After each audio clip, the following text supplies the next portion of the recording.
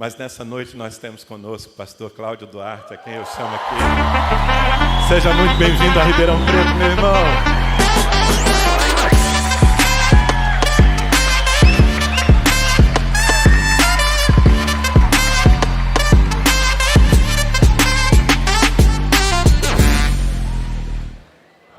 Amém. Graça e paz a todos. Amém.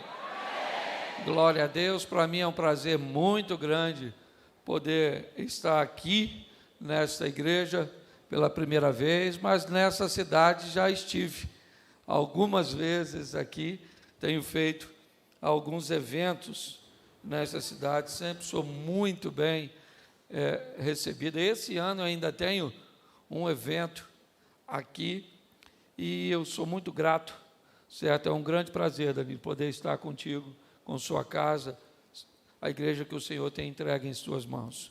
Bom, eu quero fazer uma reflexão com vocês. E durante 14 anos da minha vida, entre 12 e 14, eu trabalhei como motorista. Eu trabalhei numa empresa que trabalhava com equipamentos para cirurgia, em especial cirurgia cardíaca. E a minha função era repor nos hospitais esses medicamentos, vamos dizer assim, esses aparelhos, esses produtos. E, obviamente, eu fazia isso com um carro. E quando a palavra revisão veio à minha mente com esse tema, eu lembrei do cuidado que eu tinha que ter com o carro cujo qual eu trabalhava. Aliás, eu não era o único motorista daquele carro. Outros motoristas também, de vez em quando, tinham a oportunidade de dirigi-lo. Mas cabia a todos nós ficarmos atentos a algumas sinalizações deste automóvel. Observássemos, porque como trabalhávamos com equipamentos para cirurgia, muitas dessas cirurgias inevitavelmente eram emergenciais. Por muitas vezes nós tínhamos que sair com esse equipamento e o paciente já estava na mesa de cirurgia. Ou seja, se não chegasse, o paciente poderia ir a óbito.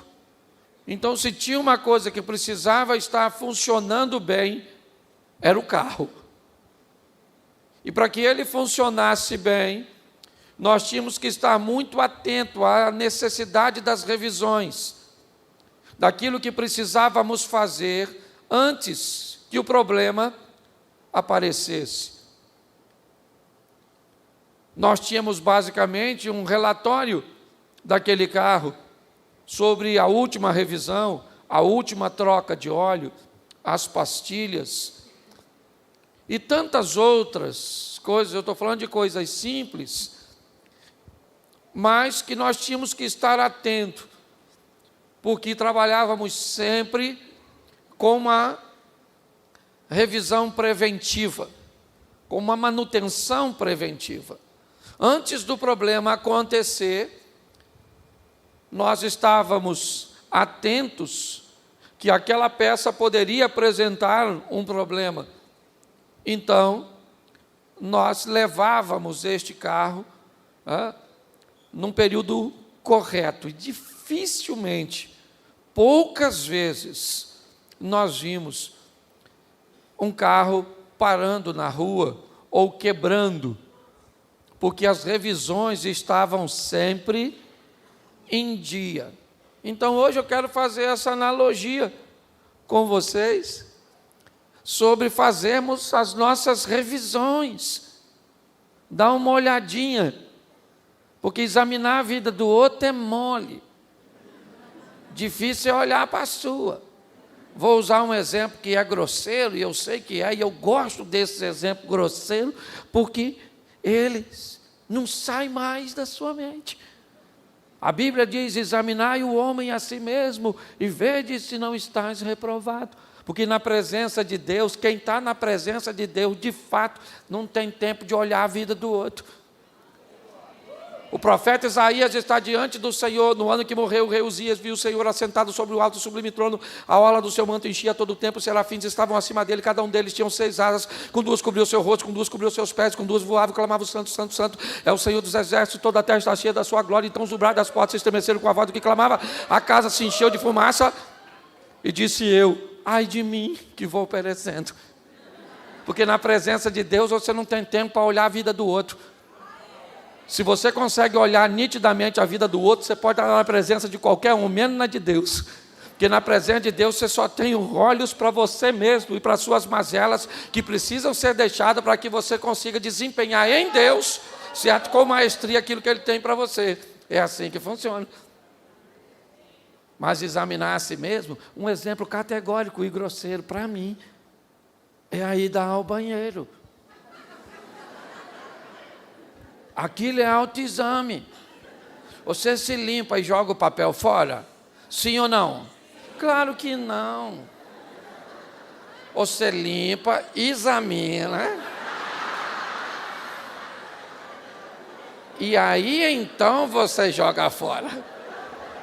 Mediante ao autoexame, você precisa e recebe a informação se há necessidade de uma revisão. Aí você passa de novo, joga fora, examina de novo. E diz: está mais ou menos, cabe mais uma revisão. Autoexame, examinar a si mesmo.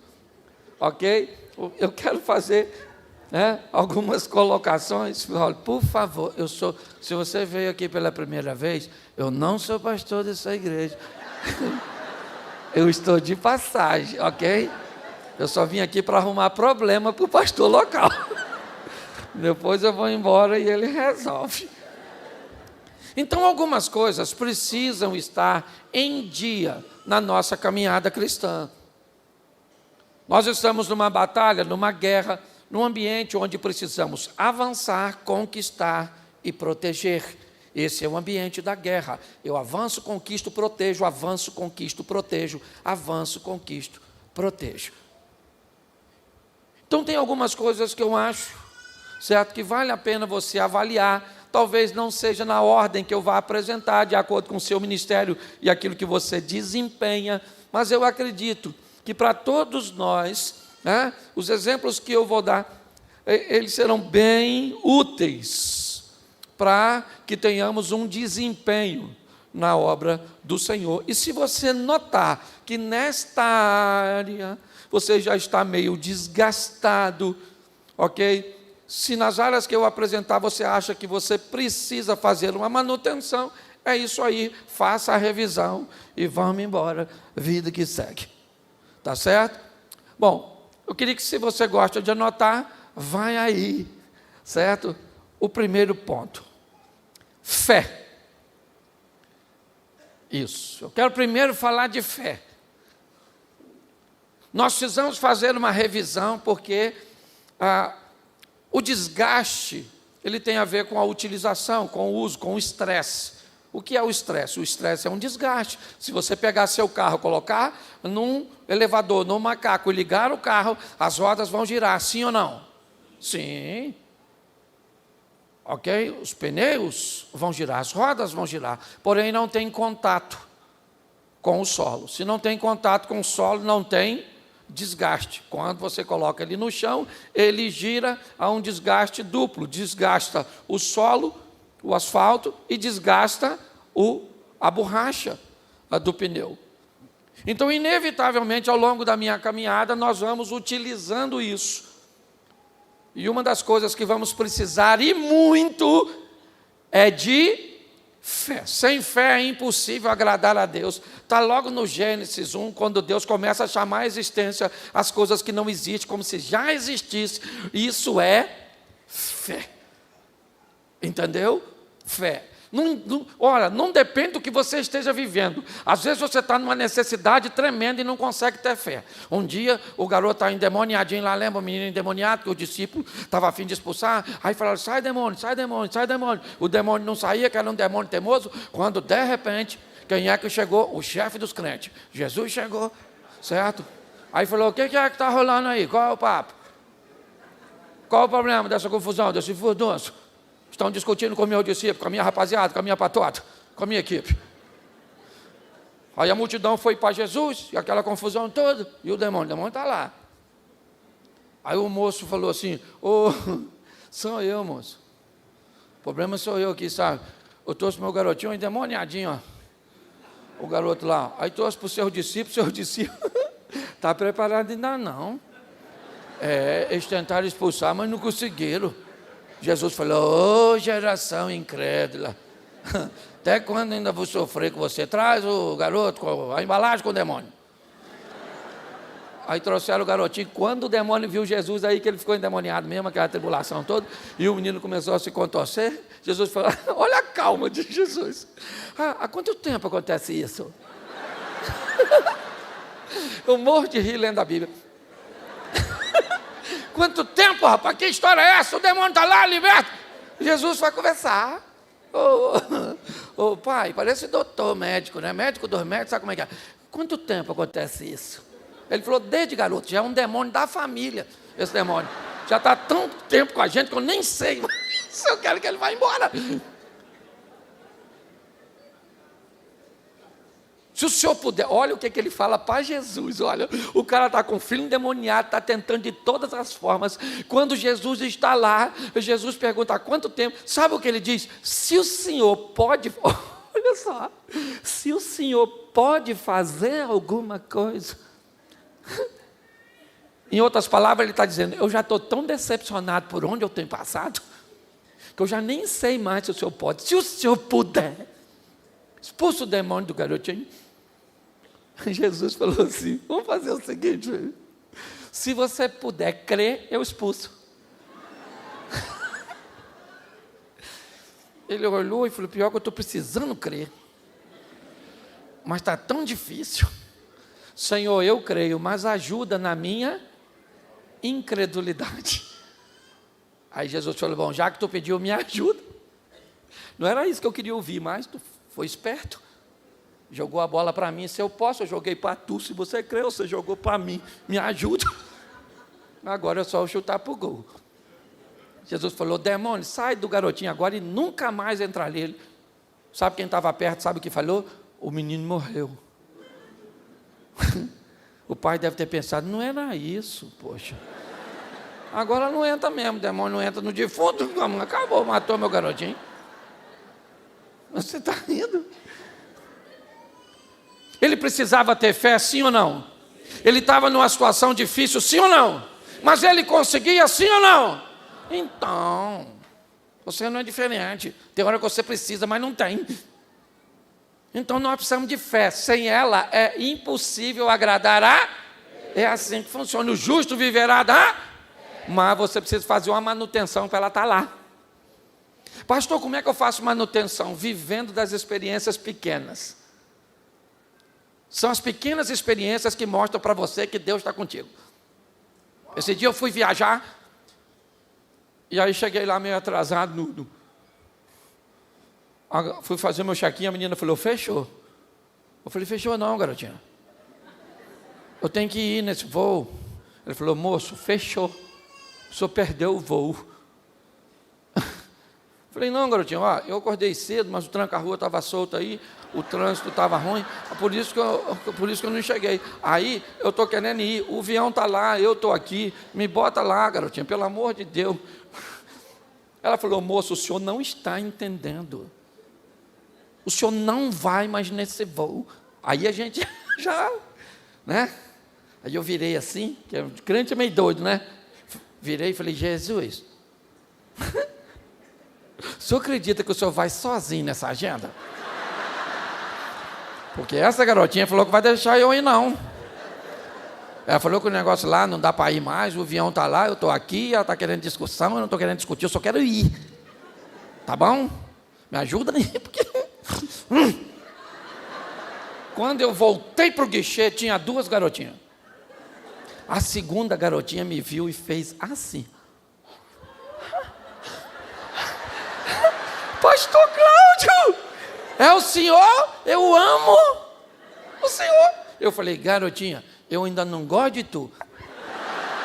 Mas se tu me botar nesse voo, mas eu vou gostar tanto de você. Ela falou, o senhor tem bagagem? Eu falei, não. E a outra garotinha assim, ó. Falei, Satanás, não atrapalha a minha viagem, não. Foi lá, digitou uma senha, desbloqueou, me deu o papel e falou, corre, pastor.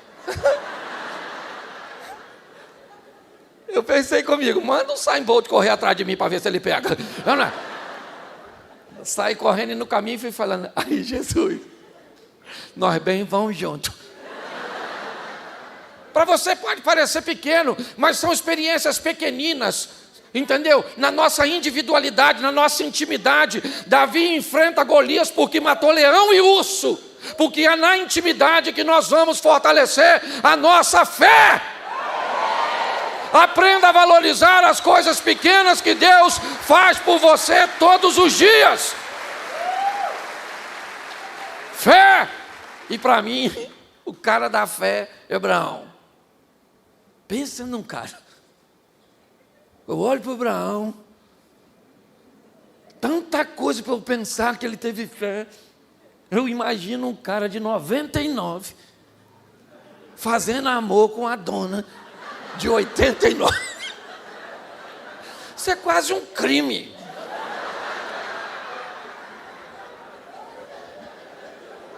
Eu falei, esse cara é o pai da fé, do Fi, do Fá, da família do F toda. Abraão. Mas presta atenção, eu estou brincando, obviamente. Ainda que é uma lição para nós homens. Entendeu, homem?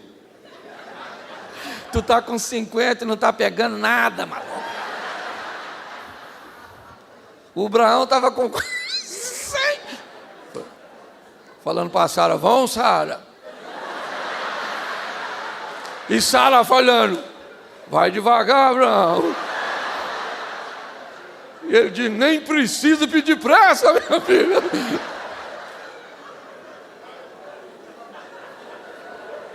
Olha para mim, isso é extraordinário. Por que eu preciso ter a minha fé revisada? Porque Abraão recebe uma ordem, sim ou não? Sim. Sai da sua terra e da sua... Isso, mas eu preciso entender quando isso aconteceu. Se você analisar direitinho, quando isso acontece, me parece que o único parente de Abraão que estava com ele era Ló. Porque o pai dele já tinha saído de Ur dos Caldeus e tinha parado em Harã. O pai morre e fica quem? Fica Abraão e seu sobrinho.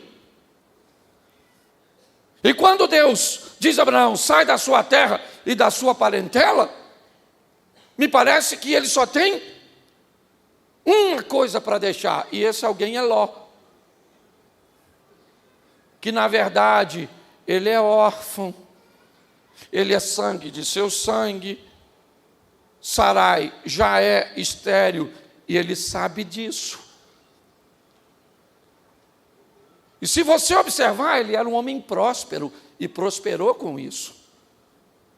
Abraão era um homem que sabia que a bênção estava nele, não no lugar. Por isso que ele disse para Ló, escolhe para onde você quer ir. Você não precisa mudar de estado, de cidade, para vencer. Para vencer você precisa de estar onde Deus quer que você esteja. Porque a bênção não está no lugar, ela está em você. Amém? E onde você estiver, a bênção de Deus está. E onde você e a bênção de Deus estiver, o diabo também vai estar para criar oposição. Então nós temos que ter fé. Deus falou, Abraão, sai. E o Abraão saiu. Esse dia eu falei isso com minha mulher. Falei, você podia ser igual Abraão. Eu chamar você para ir, você não perguntar para onde. E ela falou, Cláudia, é fácil, é só você ser igual a Deus.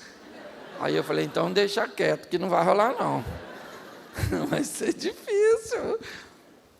Então, eu quero que você pegue isso primeiro. Faça sempre uma manutenção, uma revisão na sua fé, sempre. Viva das coisas pequenas. Peça experiências extraordinárias para Deus em coisinha pequena. Esse dia eu estava tomando um banho de piscina, falando, Senhor, o Senhor tem me abençoado tanto, louvado seja Deus, que o Senhor é tremendo. De repente, meu telefone tocou, um cara falou, pastor, passa esse bolinho aí. Eu pensei, estou tomando um banho de piscina, meu Deus do céu. Lá em casa, vim aqui fazer o quê? Mas eu falei, pode vir. Aí, saí da piscina, enxuguei, quando a minha mãe estacionou. Falei, quer uma água? Ele falou, quero, sentou no sofá. Falou, pastor, vim aqui dar uma oferta para o senhor. Me deu um dinheiro lá, maneiro. Eu falei, Senhor, e eu estava tomando banho de piscina, se eu estou orando, então...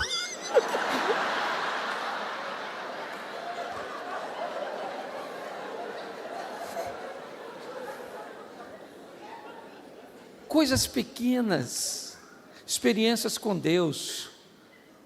Aprenda isso, isso renova a sua fé. Posso ouvir um amém? Amém. Segundo ponto, escreve aí. Segundo, ousadia. Fala comigo, ousadia. Isso. Vou usar o texto aqui rapidinho. Mateus capítulo 14, a partir do versículo 22. O texto diz mais ou menos assim. Depois você lê em casa, que eu não sou obrigado a ler tudo. Certo? Jesus mandou que os discípulos fossem para o outro lado e ficou para despedir a multidão. Tendo despedido a multidão, certo? Ele foi encontrar com os discípulos. Só que o texto diz que quando Jesus manda os discípulos irem para o outro lado, o vento é contrário. É um texto bem esquisito, porque na outra passagem, Marcos 4, a partir do 35, Jesus, é aquela tempestade onde Jesus se levanta e diz o mar, fica quieto, cala a boca! E o vento se aquietou e houve grande bonança. E eu fico imaginando, Jesus mandou os caras ir para o outro lado, ele não podia falar para o vento, estou mandando meus meninos para o outro lado, sopra para lá. Mas não, vão eles obedecer. Porque tem gente que acha que porque você está obedecendo, vai cantar, vai dar tudo certo. Não. O chifrudo é o Satanás. O único chifrudo que não tem mulher. Ele é perturbado. Entendeu? Ele é perturbado. Ele é o Senhor da oposição. Entendeu? Lá vão os discípulos. E Jesus falou assim, vão vocês que eu vou depois.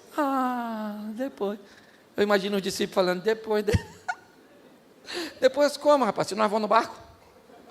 Tem até um texto que sugere que deixaram um barquinho para Jesus ir. Mas Jesus estava a fim de tirar onda. Falou, eu vou andando em cima d'água. Isso aí. Foi ele, literalmente tirando onda. O problema é que ele foi 3 horas da manhã. Tudo escuro, os discípulos estavam lá, aquela tribulação, chega, não chega. Nem todo mundo era pescador, Mateus era cobrador de impostos, não sei nem se ele sabia nadar. Aquela tribulação, e alguém falando, ele falou que vinha, né? Falou que vinha. Agora não vem mais não, já está amanhecendo. A partir da 4ª vigília, certo? A partir das 3 da manhã vem ele, cantando provavelmente Roberto Carlos. Para mim, sim. Esse cara sou eu. Isso. Vinha ele. Quando ele chegou perto do barco, olha que coisa fantástica. Quantos discípulos tinham no barco, você lembra? Fala assim, 12. Só para facilitar. Tinha quantos discípulos? Isso. Quando Jesus está chegando perto do barco, alguém gritou dentro do barco, fantasma! Os caras já estavam com medo, alguém ainda grita isso. Depois você lê, teve uma gritaria, socorro, fantasma. Tinha mulher não, só homem. E foi um escândalo. Mas o mais legal é que ninguém correu. Fala para quem está do teu lado, tu sabia que ninguém correu? E por que eles não correram? Porque não tinha para onde? Porque o chamado que ele te fez não tem volta, você não tem para onde correr. Você está entendendo? Não tem, meu irmão, vamos embora, vamos enfrentar o mar, vamos enfrentar o problema. Aí, olha que coisa legal. Aquela gritaria, fantasma, fantasma, fantasma. Aí Jesus, lá do lado de fora. Oh! Fantasma, o quê, maluco? Não falei que eu vinha? Nossa. Aí o pessoal tá ele mesmo, gente. Será que é? Não está vendo direito não, hein? Nossa. Aí Pedro chegou na beirada, eu gosto dele, por isso que é ousadia. Pensa no Pedro.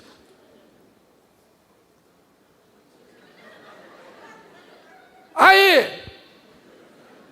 É o senhor mesmo? Aí, se é o senhor, manda eu ir aí, pô. Pô, tô afim de andar em cima d'água, caraca, eu nunca andei. Aí, se é o senhor, nunca, isso é técnica, não. Deixa eu ir aí. Jesus parou e falou para o Pedro assim. Vai. Ô, gente, preste atenção. Qual era o local mais seguro naquela ocasião?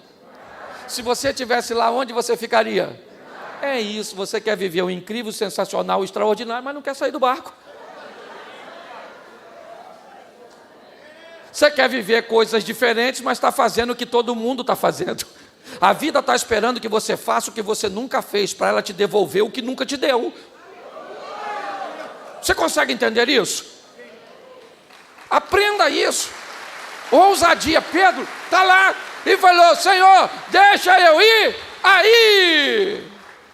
E o que o Tiago e o João devem ter falado? Deixa ele ir. Ele é sócio da gente. Então ele morre. Menos um. Na sociedade, deixa ele ir. Deixa ele ir, esse palhaço. Quer fazer o que lá? Porque a ousadia leva você em lugar que os outros nunca vão. Faz você fazer coisas que outros sequer cogitariam a possibilidade de fazer. Pedro falou: eu quero ir. Jesus falou: então, venha. Pedro saiu, do pé. Nossa, isso aqui é fundo, hein? Saiu e foi andando. Eu gosto disso, ele foi andando. Perguntinha fácil de responder. Quantos discípulos saíram do barco? Tinham quantos? Quantos saíram? Isso. Foi alguém atrás dele? Porque quando Deus te der ousadia para fazer o que ninguém está fazendo, pare de querer companhia com você. Você está entendendo? Quem vai viver o extraordinário de Deus, não tem muita gente para andar junto, não. Pedro saiu, foi andando, e Jesus em pé, olhando para o Pedro. E o discípulo lá dentro do barco devia estar pensando o quê? Afunda, afunda. É porque pior que não sair do barco é ver outro saindo. Pior que não fazer é ver outro fazendo. Pior que não ter é ver o outro. A senhora queria ficar bonita? Sim. Quem é que ficou? Sua vizinha. O que dói mais? Sua feiura ou a beleza da outra? Fale, pensa. Quando o Pedro está quase chegando, por isso que precisa de revisão. Quase chegando ao Pedro. Nossa, gente, isso que eu estou fazendo é perigosíssimo. Começa a afundar. Jesus segura e falou: segura aqui na minha mão, homem de pouca. Se ele é de pouca fé, quem ficou do barco é de pouco o quê?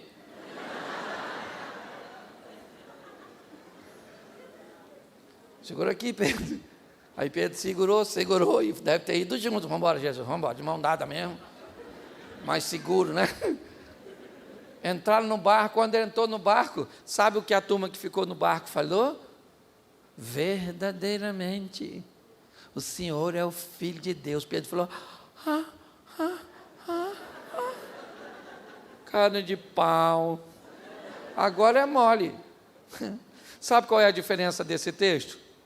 Seria um culto de domingo na igreja primitiva. onde 11 homens poderiam se levantar dentro da igreja e dar um testemunho unânime. Esta semana vimos 2 homens andando sobre, mas Pedro poderia se levantar no mesmo culto e falou, só para deixar registrado, um deles, porque quem sai do barco conta milagres a respeito de si, enquanto quem fica no barco só conta milagres a respeito dos outros. Você decide. Você está entendendo? Você decide quem você quer ser. Faça uma revisão hoje e veja se não está faltando ousar. Isso. Tem que ser ousado. Fazer o que... Quando eu comecei a pregar desse jeito, pensa na tribulação. Nossa, esse palhaço. Nossa. Os intelectuais diziam que eu era lúdico. Lúdico, sei lá o que é lúdico. Os amigos diziam que eu era engraçado. Os inimigos eram palhaço, que eu não tinha conteúdo. Que absurdo misturar fé com humor. Porque você tem que vir à igreja para chorar. Isso. Chorar, você escuta sertanejo. Tomar banho, vai perturbar outro. Peraí. E eu pregava, os outros riam. E eu vi, meu pai era porteiro de Assembleia de Deus. Às vezes eu ia no culto, poxa, eu queria... Gente, pense nos cultos maneiros. E uns caras lá pregar, e eu era novo, rapaz. Às vezes eu tinha tomado uns negócios quando eu ia no culto, chorava, mexia com minha sensibilidade. Eu achava lindo aqueles caras pregar com aqueles vozeirão, sabe? O cara... Botava a terceira e ia de Rio a São Paulo. E eu chorava. Eu falei, um dia eu ainda vou aceitar Jesus e vou pregar assim. Os outros vão chorar quando eu prego. Pensa na decepção. Comecei a pregar, nego ria. E eu falava, não. Chora coração. Chora. E ninguém chorava. Às vezes quem ia para casa chorando, eu chateado porque os outros riam, depois eu acostumei. Pare de querer fazer o que os outros estão fazendo. Descubra o mais rápido o que Deus quer fazer na sua vida e pronto. Mas tem que ser ousado. Então saia do barco nessa noite e aprenda com Pedro a ousar. Isso. Agora eu quero falar do outro personagem, que também é um exemplo que a gente precisa fazer uma manutenção, é na coragem.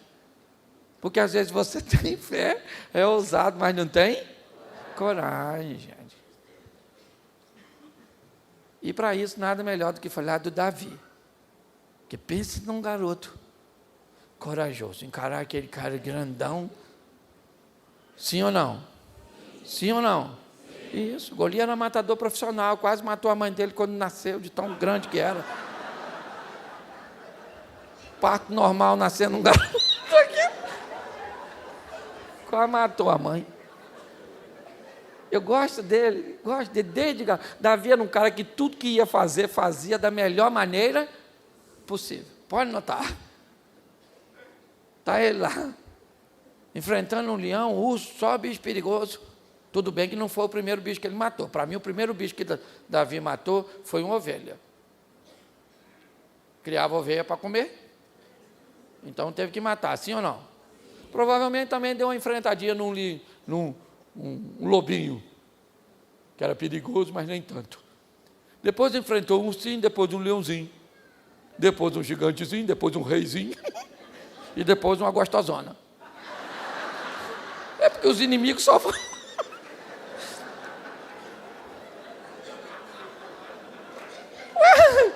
Tá rindo de quê?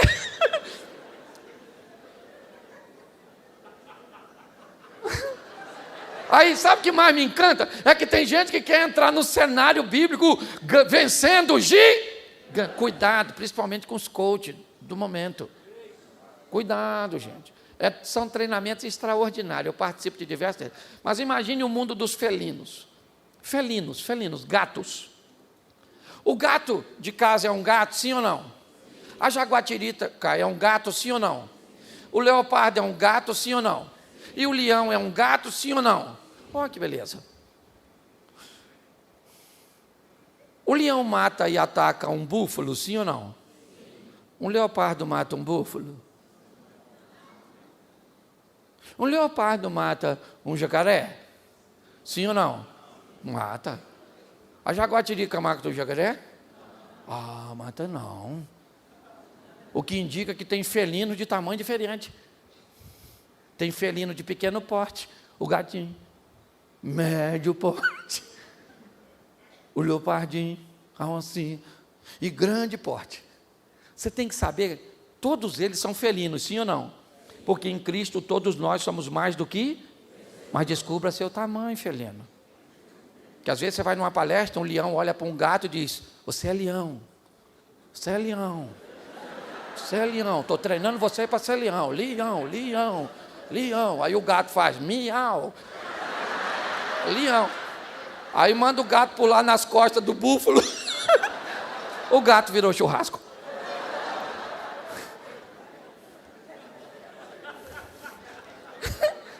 Isso é uma crise. Eu estou como presidente do conselho de pastor, eu vejo isso. Os pastores são vencedores, mas são felinos de pequeno porte. Entendeu? Aí ele vai escutar um leão. Aí o leão não tem entendimento, chama o gato de leão. Você tem que ir, crescer, vamos embora, leão. E parece que eu estou assistindo He-Man. Pelo amor de Deus. Coragem e tolice andam muito perto. Você tem que saber isso. Davi não entra no cenário matando um gigante. E mesmo quando matou, seu problema aumenta. É isso aí, porque todo o problema do Davi começou com aquela tal de unção. Pensa num troço. O Samuca estava lá nas montanhas. E Deus foi lá e falou com o Samuca: Samuca, dá um pulinho lá, porque eu não quero mais o Saul. Eu vou pegar um outro rapaz lá da casa do Jessé. Mas não vou falar com você nada agora. Vai quando você chegar lá e eu te aviso. Pensa num cara para ter filho, o tal do Jessé. 1 filho, 2 filhos, 3 filhos, 4 filhos, 5 filhos, 6 filhos. E Deus falou: não, não, não, não, não, não, não, não, e não. Aí Samuel, confuso, falou para o Jessé: ô Jessé, acabou os garotinhos aí? Não que tenha pouco. Ele falou: aí tem o meu garoto novo. Até o pai esqueceu dele. Pode uma mãe se esquecer de um filho que amamenta? Mas ainda que essa se esqueça, eu jamais me esquecerei de ti, diz o Senhor. Se seu pai vai se lembrar de você, se as pessoas não acreditam em você, dane-se. Dane-se. Esse dia o cara postou na rede social: o senhor pregando desse jeito, o senhor deve ser o anticristo. Aí eu escrevi assim para ele: olha, não sou não, rapaz. Anticristo não. Mas se eu for, você deve ser a besta. Aí ele bloqueou, eu não quis mais falar não.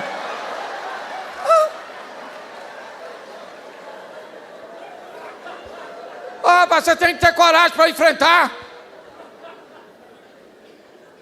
E às vezes você precisa ser mais valente para não fazer. Se você acha que a grande vitória de Davi foi ter matado Golias, você está enganado. A grande vitória de Davi foi não ter matado Saul.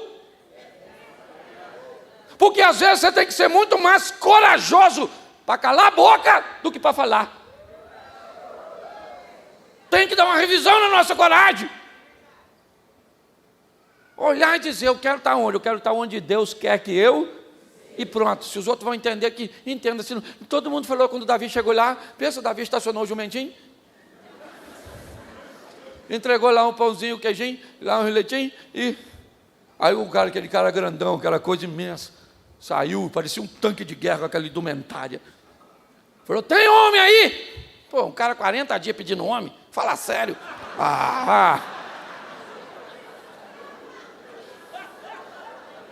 Todo mundo ficou quietinho. Todo mundo ficou. Depois você lê, tá lá. A história não é bem assim, viu? Essa é a minha tradução, é. Aí, todo mundo falou: rapaz, grande, né? Ele, né?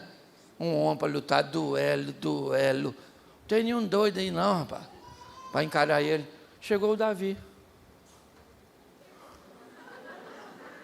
Golias falou, tem homem aí? Davi falou, como é que é, maluco? O irmão dele mais velho falou, cala, maluco. Henrique, príncipe. E ainda tem o terceiro prêmio, qual é? Isenção de imposto. Não, eu vou matar esse maluco. Eu vou matar ele. O que o pessoal falou? Droga. Fumou um pedrão de crack, esse garoto tá doidão. Porque quando Deus te dá coragem para fazer o que ninguém está fazendo, é assim que as pessoas vão te ver como louco. Sim ou não? Sim. Davi foi lá e matou Matou ou não matou? Isso aí. Foi maneiro ou não foi? Ele entrando com aquela cabeçona. Pá, a mulher tudo na janela. Davi, isso, Saul, Davi, Saul falou, é? Vou matar ele. Pô, o cara acabou de matar o gigante, já trocou de. Porque a vida é igual um videogame, rapaz. Você vence uma fase, vem uma mais difícil. Quando você vê mais difícil, está lá agora, o rei querendo matá-lo. E deu certo, sim ou não? Deu não. Aí o Satanás, olha o que é falta de revisão. Era para Davi estar na batalha, ficou em casa, dormindo. Aí foi dar uma voltinha, um rolezinho. Na sacada, quem está, uma gostosona tomando banho. O diabo falou, eu não matei esse cara com as garras do urso, com as presas do leão, com a espada do Golias e com a lança do Saul, mas vou matar com essa gostosona. O diabo sabe o seu ponto fraco. Fica olhando para mim com essa cara assim, não. Tá bom? Ele vai tentar você. E cuidado, porque uma das áreas mais difíceis é esse negócio de sexo. Pensa num troço perigoso. Foge disso. Foge entre aspas.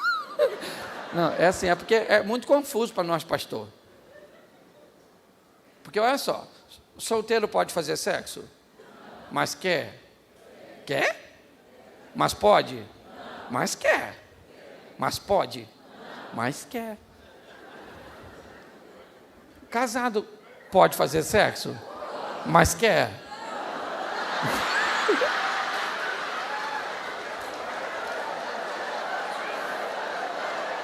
Olha que tribulação, quem quer não pode. Quem pode não quer, mas não vim falar disso não, ok? Deixa esse troço quieto. Vocês gostam da bagunça, né? Bom, vamos aqui recapitular uma manutençãozinha, uma revisão na fé, amém? Amém. Alimentando as coisas, Isso, a ousadia de Pedro. Fala, ousadia de fazendo o que ninguém está fazendo. A coragem de para aproveitar a oportunidade. Isso. Agora nós vamos para outro. Isso. Lembra do Gideão? Lembra dele?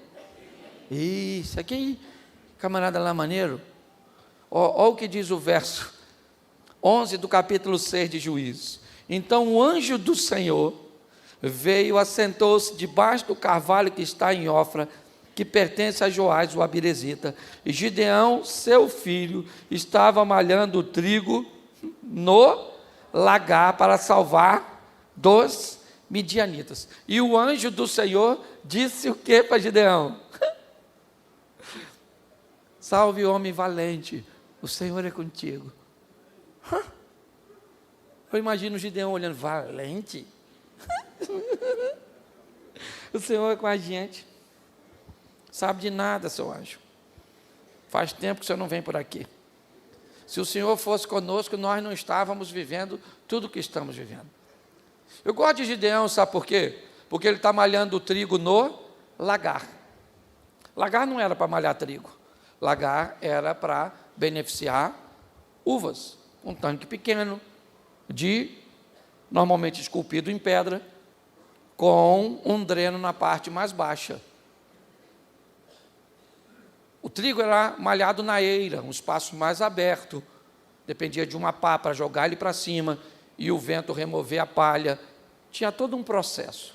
Porém, o texto diz que o povo de Deus não pode malhar o trigo em campo aberto, porque eles estão sendo saqueados rotineiramente pelos midianitas. Ok? Nesse ambiente, Gideão malha o trigo no lagar. Era apertado, sim ou não? Era difícil, sim ou não? Rendia pouco, sim ou não? Mas era o que ele tinha. Eu vou tratar Gideão hoje aqui como a manutenção à realidade. Aquilo que você tem e vive no momento. Aprender a trabalhar e usar os recursos que você tem. Porque é trabalhando sua realidade que você se torna capaz de alcançar o seu ideal. Nem sempre você pode começar com o seu ideal. Isso é muito comum no casamento. Pessoas começam numa casa pequena, numa casa alugada, com poucos móveis, com poucos recursos, e à medida que o tempo vai passando, vocês vão tornando sua realidade em seu ideal. Nós temos que aprender a lidar com isso. Ele nos é um exemplo de que nós precisamos trabalhar com aquilo que temos. É assim que funciona. É o que eu tenho, é o que eu tenho. É o suficiente? Não é, mas eu vou começar com aquilo que eu tenho. Lembra o que Eliseu disse para aquela mulher? O que você tem na sua casa? É com isso que nós... eu não tenho quase nada, é um pouquinho... Não interessa, é com isso que nós vamos começar. Pare de esperar. Aprenda, se você vai trabalhar no reino de Deus, sempre, sempre, o braço dos sonhos é muito maior do que o dos recursos. E pode ter certeza que aquele que é dono de tudo isso vai prover. Mas nós precisamos fazer essa manutenção, porque hoje eu vejo gente que está esperando o ideal para fazer as coisas. E não dá, é realidade, é realidade. Eu lembro quando o pessoal, eu tinha um Corsinha. Pensa num bicho para quebrar na época. Podia ver um reboque, ele já parava para andar de reboque. E eu parava sempre muito longe, que eu tinha vergonha, que ele era muito feinho. E aí eu já podia andar mais arrumadinho, mas não dava para ter carro. Mas eu tinha que ir nele fazer o quê? Aí eu parava longe. Uma vez, sobrou um pouco de material, um garoto foi levar no carro comigo. Quando ele viu meu carro, ele não conseguiu controlar a distribuição. Aí ele falou assim, esse carro é do senhor, pastor? Eu falei, é. Ele falou, o senhor não tem vergonha? Olha só. O senhor não tem vergonha de andar nele? Eu falei, claro que tem, por isso que eu paro longe.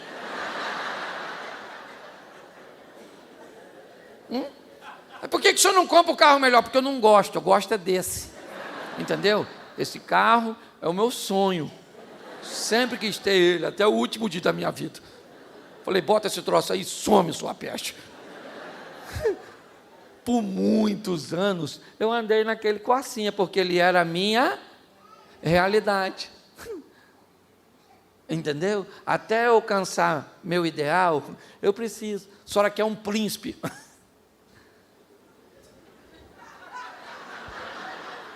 O que deu para arrumar na atual realidade? O cavalo dele. Então, isso aí. Então vamos adestrar. Deixaram o cavalo solto, o cavalo veio ser um príncipe. Monta nele e vai cavaguar. Vai embora. Eu queria um anjo, que minha esposa fosse um anjo. Pois é, ela voa. Mas é de vassoura. Você tem que entender o seguinte. Olha para mim. Encare sua realidade e transforme sua realidade em seu ideal, gente. A vida não é mágica. A vida é um ambiente de oportunidade, gente. Oportunidade. É isso. Vamos lá, hoje. Tinha 3 cruzes. Está lá, 3 cruzes. Quem é que está lá? O Salvador na cruz do centro. O que é isso? Isso é uma oportunidade. Tem 2 caras morrendo, sim ou não? É um momento de decisão. Jesus está ali. Mas Jesus só pode salvar um. Ele não tem tempo de salvar os dois. Ele pode salvar os dois, sim ou não? Ele pode salvar os dois? Mas ele salva quantos? Por quê? Porque a oportunidade é a mesma. Mas um virou as costas para ela. Primeira carta do apóstolo Paulo aos Coríntios, capítulo 10. Todos estavam no mar, com Moisés, com a nuvem, com o maná. E Deus não se agradou da maior parte deles. Porque pessoas podem estar no mesmo dia, na mesma hora, no mesmo lugar, ouvindo e participando do mesmo momento e ter resultados totalmente diferentes. É assim que funciona. Nós precisamos entender que a vida é uma vida de oportunidade. Está lá o tempo inteiro. A salvação passou por Moabe. Para quê? Para levar moabitas a terem um encontro com Deus. Bom, vamos lá. Ruth e Orfa. Uma vai e a outra não. Poxa, que chato. Quantas podiam ter ido? Quantas foram? Vamos lá, 2 mulheres ficam grávidas em pé de igualdade, elas são prostitutas, elas moram sozinhas, engravidaram com uma diferença de 3 dias de parto, todas as 2 tiveram meninos. O que uma fez com seu filho? Matou. E a outra? Cuidou. Mas quantas tiveram oportunidade de ter filho? Porque o que a Bíblia está dizendo, eu estou dando oportunidades iguais. Parece que elas são diferentes porque você não foi o primeiro a chegar, nem vai ser o último a partir. Parece que alguém tem vantagem sobre você, econômica, intelectual, mas é só você perguntar o que o seu pai estava fazendo quando o pai dessa pessoa que parece ter vantagem sobre você estava fazendo. Porque tem gente que começou lá atrás para hoje oferecer uma vida melhor. E aí você olha e diz, nossa, fulano tem uma vantagem. Não, foi o seu ancestral, que foi um cabeça de bagre. E que ao invés de construir alguma coisa, não construiu, mas chegou a sua vez. Amém? Chegou a sua vez, e você entende isso, então encare sua realidade. Isso, e por último, para eu terminar, vamos lá, Neemias, capítulo 6, verso 3, diz assim, enviei-lhes mensageiros a dizer, faço uma grande obra, de modo que não poderei descer, porque cessaria esta obra, enquanto eu a deixasse e fosse ter convosco. Preste atenção, porque vale a pena fazer uma manutenção na objetividade, no foco, naquilo que você quer. Muitas distrações vão tentar roubar seu foco. Bartimeu está na saída de Jericó, sim ou não? E quem é que está passando? Jesus, o chefe dos crentes. Lá vem Jesus passando, e a turma, Jesus, tira o selfie, isso, que, pá. Aí o Bartimeu falou, ô filho de Davi, quem é que está passando lá? Ô Jesus, pô. Ô filho de Davi, olha eu aí, ó. Filho de Davi, ele, né? É. Ô Jesus, pô. Oh! Alguém falou, cala a boca, Bartimeu. Se pudesse, sabe o que diria? Se enxerga. Mas essa frase não cabe, ele é cego, né? Ele não vai te ouvir, Bartimeu. Sabe o que ele faz quando ele vem em Jericó? Ele vai comer na casa do Zaqueu. Rico. Você, Bartimeu. O que é isso? É para roubar o foco. E o Bartimeu, uau! Ô filho de Davi! Ô filho de Davi! Tem misericórdia de mim, o pessoal, cala a boca. Filho de Davi! Cala a boca. Filho de Davi! Cala a boca. Ele parou para discutir? Porque se ele parar para discutir, Jesus vai embora. Você não pode descer para dar satisfação, porque enquanto você desce, você deixa de fazer. Você está entendendo? Foi o que Neemias disse, eu não vou descer, não vou. Eu não vou descer para te responder a sua afronta. Eu não vou te descer para te dar satisfação, porque você se entende. Se você não entende, o problema é seu. Esse dia, numa discussão com minha mulher, amanhã ela vai estar aqui, ela está no hotel.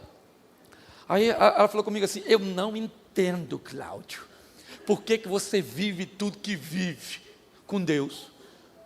Eu falei, fica se metendo nisso, que vai que ele está distraído, por isso que ele está fazendo. Ele descobre e para de fazer, você vai se lascar.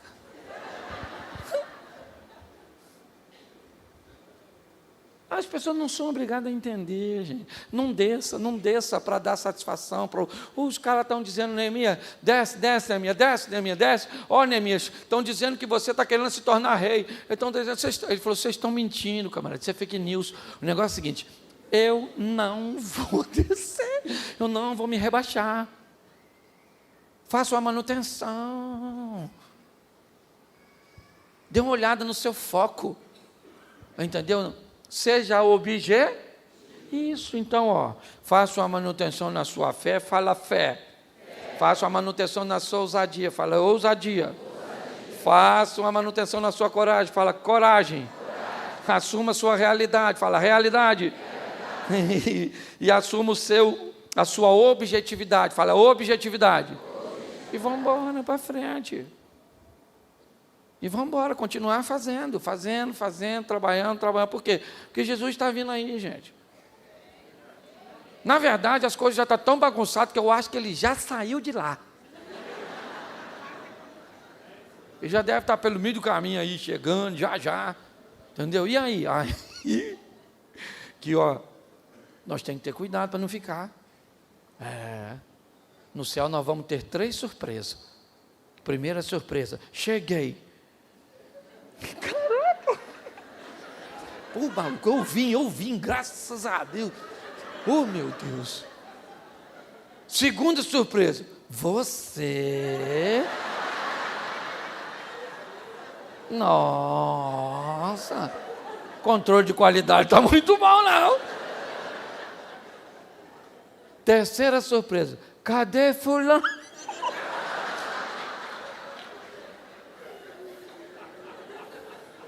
Você gosta da bagunça, né?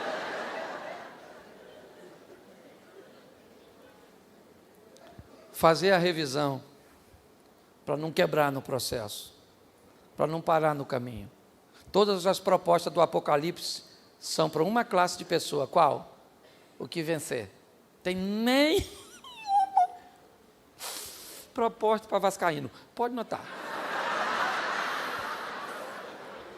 É só o que vencer vai herdar, o que vencer vai ver uma pedra branca, o que vencer vai ser feito de coluna, o que vencer. Ou seja, talvez você esteja visitando, fala, pastor, eu nem acredito nisso. Meu filho, para ir para o inferno não precisa acreditar. Lá entra sem fé mesmo. Leva uma roupa fresquinha, que lá está quente. Fica de pé, porque eu já estou acabando. Fica de pé, pode ficar aí de pé, fica de pé. Você que está sentado, você que está em pé, é só ficar em pé mesmo, que aí você já estava em pé mesmo.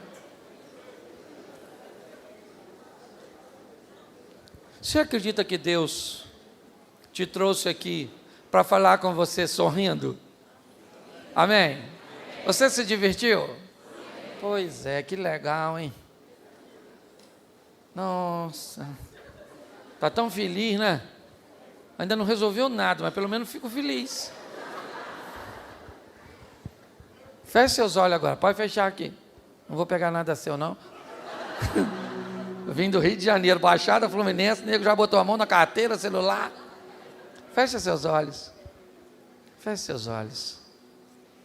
Porque às vezes, inevitavelmente, como aquele menino disse, ou como o pai daquele menino disse, eu estou cansado, Senhor. Já faz tanto tempo que eu estou procurando a libertação do meu filho. Senhor, eu estou sem condições de olhar para cima. O Senhor me deu tanta coisa, mas o herdeiro da minha casa é o Damasceno, Eliezer. Eu preciso fazer uma revisão na minha fé. Senhor, o medo, a criatividade parece que desapareceu da minha mente.